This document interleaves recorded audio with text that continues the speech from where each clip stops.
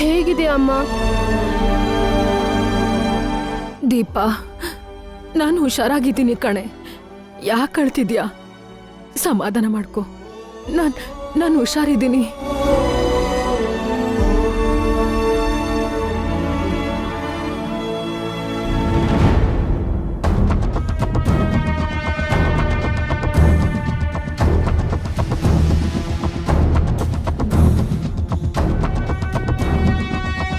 ರಾತ್ರಿ ಸರ್ಸು ಜೊತೆ ಇದ್ದಿದ್ದು ದೀಪ ಅಂತ ಹೇಳಿದೀನಿ. ಏನಾದ್ರೂ ದೀಪ ನಾನಲ್ಲ ಮೈನಾ ಇದ್ದಿದ್ದು ಅಂತ ಹೇಳ್ಬಿಟ್ರೆ ಏನ್ ಮಾಡೋದು? ಅಯ್ಯೋ ದೀಪ, ನಿನ್ನ ಹತ್ರ ಸ್ವಲ್ಪ ಮಾತಾಡ್ಬೇಕಿತ್ತು. ದೀಪ, ಆ ಕಡೆ ಬರ್ತೀಯಾ?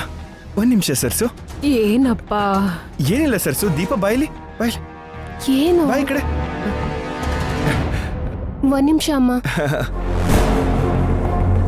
ತಲೆ ನೋಯ್ತಾ ಇದೆ ಅಮ್ಮ.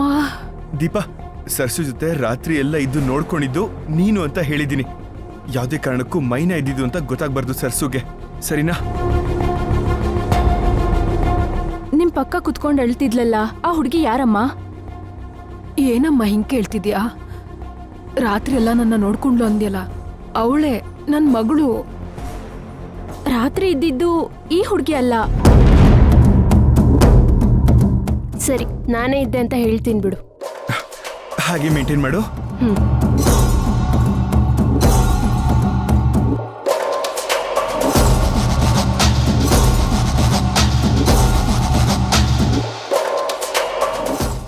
ಇಲ್ಲಮ್ಮ, ನನ್ಗಿರೋದು ಇವಳೊಬ್ಳೆ ಮಗಳು.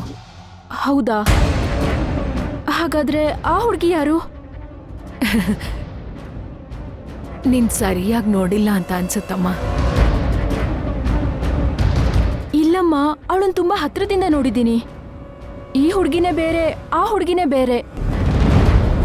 ಹೋಗ್ಲಿ ಬಿಡಿ, ಯಾರೋ ಒಟ್ನಲ್ಲಿ ನಿಮ್ ಸೇವೆ ಮಾಡಿದ್ಲಲ್ಲ, ನೀವ್ ಹುಷಾರಾದ್ರಲ್ಲ, ಅದೇ ಖುಷಿ. ಆರೋಗ್ಯ ನೋಡ್ಕೊಳ್ಳಿಮ್ಮ.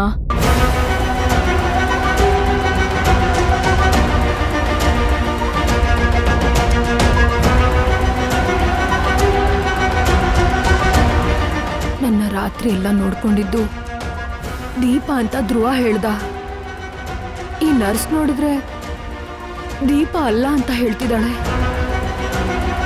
ಮತ್ತೆ ಯಾರ ಹುಡುಗಿ? ರಾತ್ರಿ ಎಲ್ಲ ನನ್ನ ನೋಡ್ಕೊಂಡಿದ್ದು ಯಾರ ಹುಡುಗಿ?